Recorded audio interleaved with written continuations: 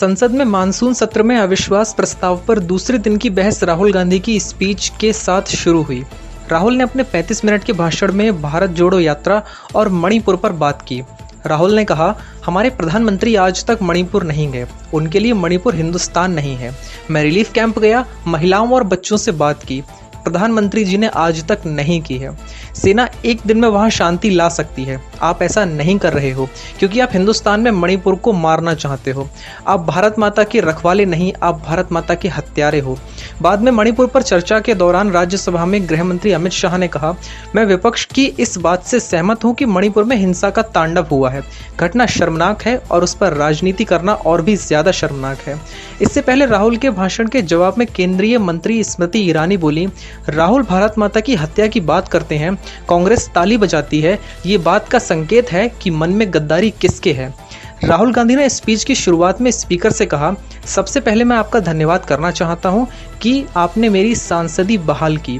पिछली बार जब मैं बोला तो थोड़ा कष्ट भी पहुंचाया, इतनी जोर से अडानी जी पर फोकस किया जो आपके सीनियर नेता हैं, उन्हें थोड़ा कष्ट हुआ।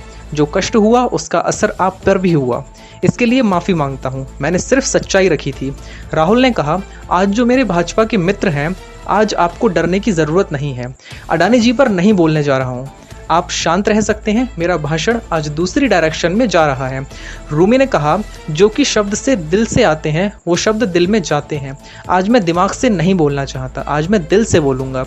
मैं आज आप लोगों को पर इतना आक्रमण नहीं करूँगा, एक दो गोले ज़रूर मारूंगा, आप रिलैक्स कर सकते हैं। राहुल गांधी ने कहा, कुछ दिन पहले मैं मणिपुर गया, हमारे प्रधानमंत्री आज तक नहीं गए क्योंकि उनके लिए मणिपुर हिंदुस्तान नहीं है। मैंने मणिपुर शब्द प्रयोग किया। आज की सच्चाई ये है कि मणिपुर नहीं बचा है। मणिपुर को आपने बांट दिया है, तोड़ दिया है। रिलीफ कैंप में गया, महिलाओं से बात की, बच्चों से बात की, प्रधानमंत्री जी ने आज तक नहीं किया।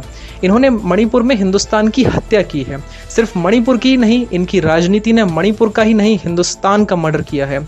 इस पर केंद्रीय मंत्री किरेन रिजिजू बोले, राहुल जी ने सदन में जो बातें कही हैं, मैं उनसे पूछना चाहता हूं कि नॉर्थ ईस्ट को इन्होंने खत्म किया है, आज की समस्या इनकी पैदा की हुई है।